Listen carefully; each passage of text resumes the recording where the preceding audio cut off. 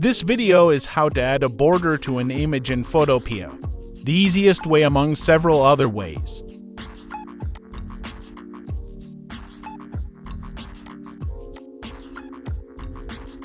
Use the rectangle tool, then set as I show. You can set according to what you like or according to your image editing needs.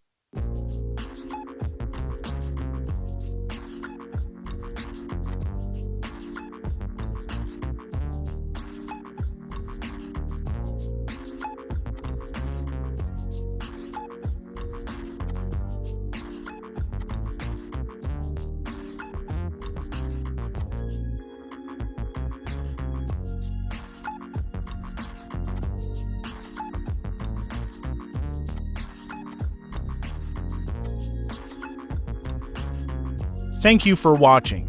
Don't forget to find other useful videos on this channel.